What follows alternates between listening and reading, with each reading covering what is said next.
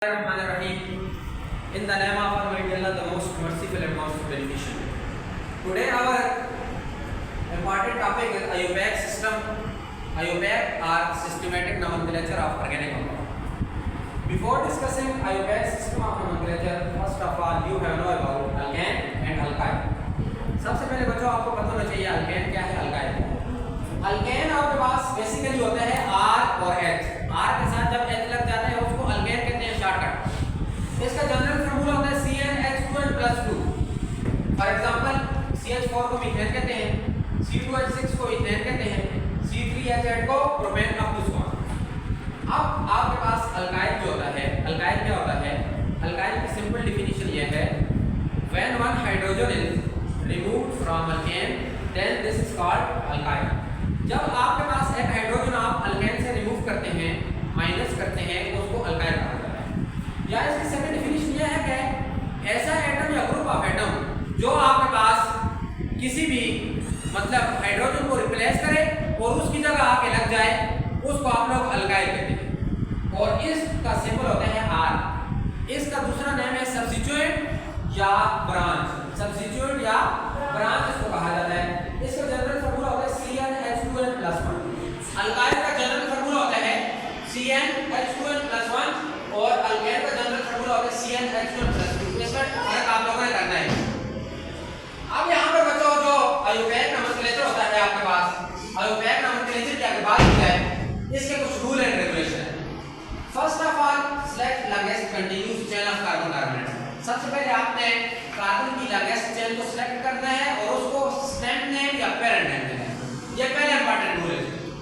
Like for example यहाँ पे 1 2 3 4, तो ये 4 आपके पास पेरेंट नेम है, इसको आप लोग कहेंगे ब्यूटेन या कहेंगे ब्यूटेन। इसी तरह मैंने बहुत ज्यादा एग्जांपल दी है, आप इसको देख सकते हैं।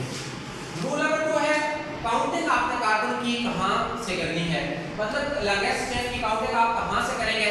तो बच्चों याद रखें, आपने काउंटिंग वहां से करनी है जहां से ब्रांच नियरेस्ट होगी, जहां से ब्रांच करीब होगी, मतलब जहां से जो सब्स्टिट्यूट आता है वो करीब हो। 1 2 3 4, ये 2 पे क्या है, एक कार्बन, इसको मिथाइल कहेंगे।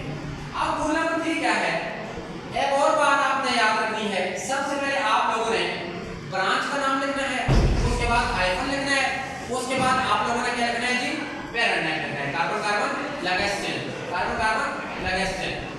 रूल नंबर 4 यह है, सबसे पहले आप लोगों ने मेंशन करना है ब्रांच नेम, नहीं सॉरी ब्रांच नंबर, और इसमें डिजिट में 1 2 3 4 अप टू 7। उसके बाद आपको उसके दरमियान में हाइफन लगाना है, ये डैश, इसको हाइफन कहा जाता है। उसके बाद आपने डिजिट के बाद क्या करना है जी, ब्रांच का पूरा नाम लिख देना है। फॉर एग्जांपल आपके पास ये एक ब्रांच है 1 2 3 4 5 6 7 का आपको कहेंगे हेप्टेन। अब यहाँ पे दूसरे नंबर पे मिथाइल है, तो 2 हाइफन 2 मिथाइल हेप्टेन आपने लगा दिया, ये इसका सिस्टमैटिक नेम है। हालांकि इसी को आप लोग कॉमन सिस्टम में क्या कहते थे, आइसोऑक्टेन कहा जाता था, क्योंकि कॉमन सिस्टम मैंने कल आपको पढ़ाया था ओरिएंटेड। जब आगे अगर आप कॉम्प्लेक्स की तरफ जाते हैं, मुश्किल की तरफ, जब when two branch are attached at same carbon atom, जब एक ही कार्बन पर 2 ब्रांच हो, सेम ब्रांच हो, फिर आपने उसको किस तरह नेम देने हैं। लाइक फॉर एग्जांपल 1 2 3 4 5 6, ये 6 कार्बन की लॉन्गेस्ट चेन है, इसके कार्बन नंबर 3 पे सेम सब्स्टिट्यूट है, सेम ब्रांच है CH3, तो इसको नेम आपने क्या करना है जी, 3,3 डाइमिथाइल हेक्सेन, 3 डाइमिथाइल हेक्सेन। चूंकि इसका रूल है when two branch are attached at same carbon atom, then repeat carbon number and use prefix di for 2, tri for 3 etc.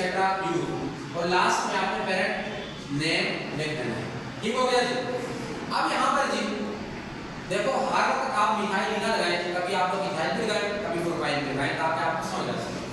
अब यहाँ पे लगा हुआ है इथाइल, ये हो गया।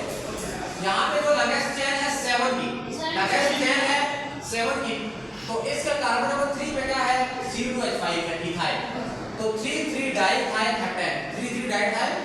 यहाँ पे कोई क्वेश्चन है? क्लियर? आगे चलते हैं। Rule number 7, when different branch are attached at same carbon atom, use alphabetical।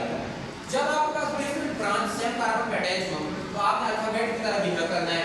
जिस तरह like for example carbon number 2 पे इथाइल भी है, मिथाइल भी है, तो पहले E आता है ना, A B C D E, उसके बाद M आता है, तो 2 इथाइल 2 मिथाइल पेंटाइन बन जाएगा आपके पास।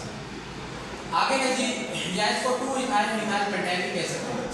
रूल नंबर 8 है when same branch are attached at different carbon atom. जब सेम ब्रांच डिफरेंट कार्बन पर अटैच होगी तो 2,3 डाई मिथाइल पेंटाइन कहलाएगा।